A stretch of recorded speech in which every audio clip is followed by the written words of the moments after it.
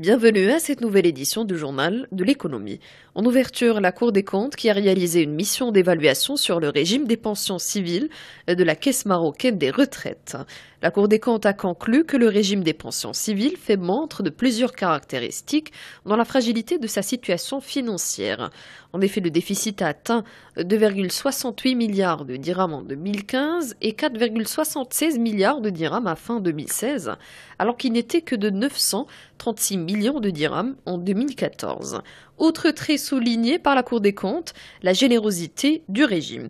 Avant la réforme de 2016, le régime offrait pour toute année de cotisation une annuité de 2,5% du dernier salaire. En 2016, suite à la réforme, ce taux d'annuité a été ramené à 2%. Le taux de remplacement du régime reste élevé par rapport aux cotisations. D'autre part, le rapport a affirmé que le nombre de retraités augmente plus vite que celui des affiliés. Par conséquent, le rapport démographique est passé de 12 actifs pour un retraité en 1986 à 602 000 et à 2,23 en 2016. Il devrait atteindre 1,74 en 2024. Le système de retraite marocain est affecté par plusieurs facteurs tels que les allocations familiales payées par le régime. Le service immédiat des pensions en cas de départ anticipé à la retraite pose aussi problème selon la Cour des comptes. Le nombre de départs anticipés en retraite pour les fonctionnaires est en hausse. Ce nombre a été de 1635 en 2013, de 7521 en 2015, avant d'arriver à 8617 en 2016. Même si les départs anticipés du RPC subissent une décote, ces dernières ne permettent pas d'assurer une neutralité pour le régime lorsque le départ anticipé a lieu à un âge suffisamment précoce. Et on enchaîne avec le Maroc qui blinde sa législation en matière de lutte contre l'évasion fiscale. En effet, le projet de loi de finances 2018 introduit de nouvelles dispositions en matière de droit de communication et d'échange d'informations à des fins fiscales avec les États signataires de la réglementation FATCA et de la convention de l'OCDE.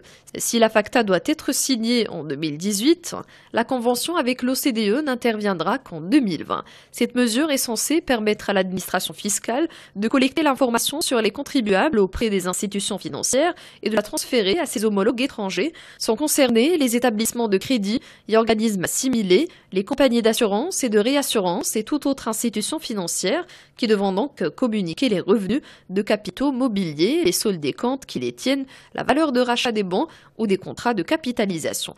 Parlons à présent du parc Internet mobile au Maroc qui a enregistré une progression annuelle de 35,17% à fin septembre 2017 en s'établissant à 21,24 millions d'abonnés. C'est ce qu'indiquait l'Agence nationale de réglementation des télécommunications. Cette évolution met en évidence l'importance grandissante de l'accès à Internet et sa démocratisation progressive.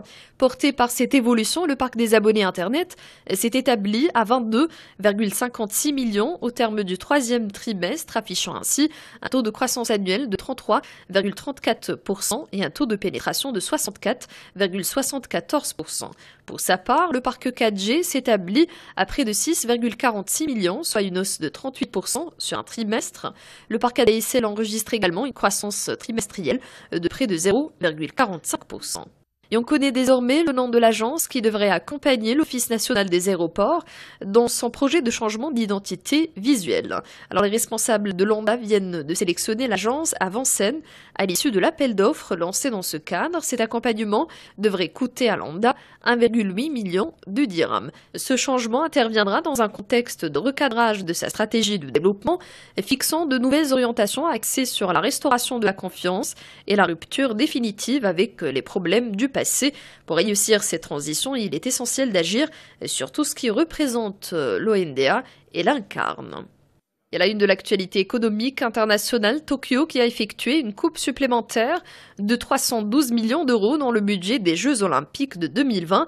C'est en tout cas ce qu'a annoncé un responsable, les villes hôtes étant appelées à diminuer le coût de ces gigantesques rencontres sportives. Les organisateurs sont parvenus à cette baisse des dépenses en changeant des méthodes de construction, en installant des sièges temporaires meilleur marché sur certains sites au lieu de sièges définitifs.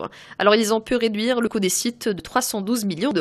Cela réduirait le coût total de construction des sites destinés aux Jeux d'été de 2020 à 1,4 milliard d'euros contre 1,7 milliard d'euros. Et cela fait quelques années qu'Apple traîne en justice Samsung pour une histoire de brevet violé. Bien entendu, ce genre d'affaire n'est pas rare chez les sociétés de haute technologie. Celle-ci est en partie assez connue puisqu'elle concerne d'une part le fameux Slide Unlock et l'action qui consiste à glisser son doigt de la gauche vers la droite pour déverrouiller son appareil. D'autre part, et moins célèbre, l'affaire concerne un autre brevet, celui d'un logiciel qui transformait de façon automatique des informations telles que le numéro de téléphone en un lien. Samsung a été reconnu coupable d'avoir enfreint ces deux brevets en 2012, mais avait fait annuler ses décisions en faisant appel à la Cour suprême. Cependant, la décision finale a été rendue aujourd'hui et Samsung va devoir payer 120 millions de dollars à Apple. Le constructeur sud-coréen n'est évidemment pas très ravi de cette nouvelle et insiste sur les principaux arguments de l'innovation et de l'abus du système des brevets. Apple n'a pas commenté. Cette histoire a traîné en longueur, si bien que, ironie du sort, l'action Slide Unlock n'est aujourd'hui plus d'actualité. Les deux géants n'ont certainement pas fini de se batailler à base de procès puisqu'ils s'affrontent sur bien d'autres sujets. Samsung a aussi plutôt cette année été accusé de violation de brevets suite à une plainte de la part de Huawei. Ces décisions signent bien l'épilogue d'une bataille judiciaire. D'autres fronts restent ouverts, dont celui autour du design de l'iPhone, qui a déjà permis à Apple de récupérer plus d'1 milliard de dollars, réduit à 400 millions depuis. Rendez-vous en mai pour déterminer comment ces dommages doivent être calculés.